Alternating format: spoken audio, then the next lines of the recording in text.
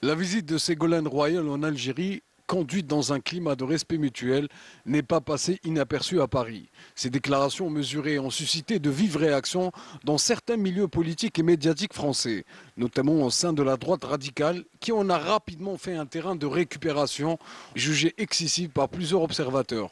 Pourtant, l'ancienne ministre française avait axé ses discours sur le dialogue, le respect mutuel et la nécessité d'apaiser les relations entre Alger et Paris.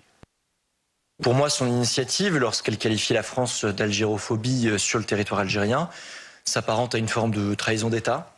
Comme vous le savez, dès qu'il y a un poste quelque part, elle est candidate à tout. Elle a même été ambassadrice des Pingouins, ambassadrice des Pôles, où elle a fait des photos là-bas. C'est du grand n'importe quoi. Cette femme Donc a on est besoin... dans quoi, de la pure communication? Oui, elle a besoin d'exister. C'est comme ça, elle a besoin d'exister.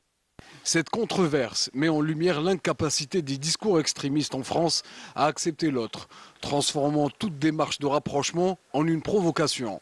A l'inverse, cette démarche a été soutenue par une large partie des voix raisonnables françaises qui y voient une action lucide visant à rétablir la confiance, loin des calculs idéologiques et politiques étroits.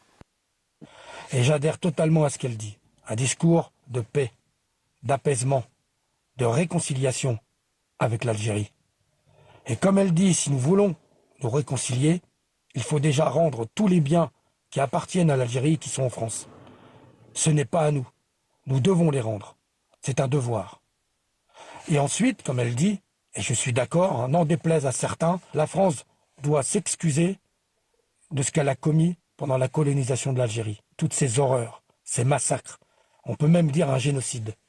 Entre tensions politiques et appel au dialogue, cette visite rappelle qu'Alger et Paris ne retrouveront la confiance que par le respect et la raison.